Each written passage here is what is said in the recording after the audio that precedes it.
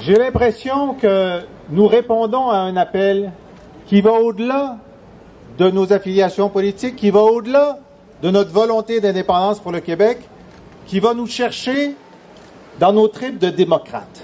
Dans nos tripes de démocrates. Et c'est drôle parce que nous, lorsqu'on nous a demandé de condamner des gestes antidémocratiques en Afrique du Sud, on a dit bien sûr. Et le gouvernement canadien a dit bien sûr. Et lorsqu'on a voulu protéger le peuple ukrainien à l'intérieur de l'Union soviétique, on a dit bien sûr. Et le gouvernement canadien a dit bien sûr. Et lorsque c'est le temps de reprocher à la Russie ou à la Chine son comportement envers les journalistes ou les dissidents, le Canada répond présent, les États-Unis répondent présent, on répond présent.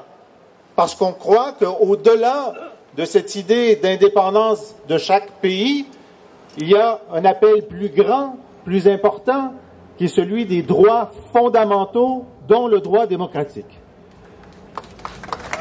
qui est essentiel. Mais alors on trouve tout à fait naturel, nous, de dire les Catalans posent le même problème à tous les démocrates du monde. Et on trouve normal de se lever et de dire, même si c'était un référendum pour que la Catalogne se joigne à l'Espagne et qu'on les empêchait de voter, on leur dirait laissez-les voter. Mais pourquoi alors Philippe Couillard, Justin Trudeau et les autres qui acceptent d'intervenir lorsque c'est l'Afrique du Sud, lorsque c'est l'Ukraine, disent ah non, non, non, non, en Espagne, on ne peut pas en parler. En Espagne, c'est pas de nos affaires. En Espagne, on se lave les mains. Je leur dis, faites attention.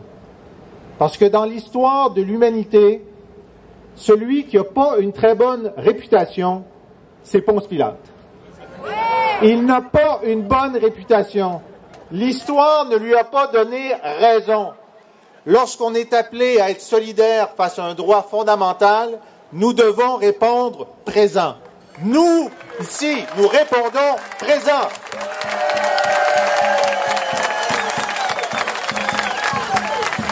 Alors ils nous disent, c'est illégal, ça ne peut pas arriver. C'est ce qu'ils disaient de l'indépendance de l'Algérie, de l'indépendance du Mexique, de l'indépendance de la Bolivie, de l'indépendance du Chili, de l'indépendance de la Lituanie, de l'Estonie, de l'indépendance de la République tchèque, de l'indépendance de la Slovénie, de la République slovaque. À chaque fois, ils ont eu tort. Et ensuite, ils ont dit, finalement, on va accepter ces pays indépendants dans nos institutions, dans l'Europe, parce que leur peuple a choisi l'indépendance, parfois contre la menace et l'illégalité. Les peuples ont créé leur propre légalité. C'est ce que les Catalans vont faire le 1er octobre.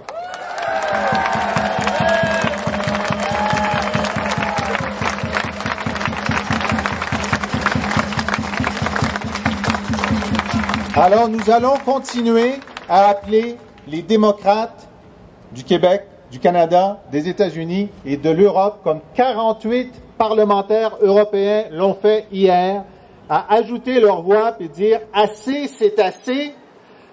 L'équivalent de ce qui se passe en Catalogne aujourd'hui, c'est la loi des mesures de guerre. C'est la loi des mesures de guerre. Et même pour nous, Québécois, l'appel est encore plus important. Parce que pour des gens de Colombie-Britannique ou de Californie ou d'ailleurs, qui n'ont pas un lien fort avec le peuple catalan, c'est un sujet de politique internationale intéressant, mais qui n'engage pas l'amitié construite à travers les décennies. Le peuple québécois et le peuple catalan ont des rapports privilégiés depuis des décennies. On s'influence, on s'appuie, on se visite. Et quand l'amitié est construite, on ne peut pas tourner le dos à un ami dans son heure de difficulté. On ne peut pas.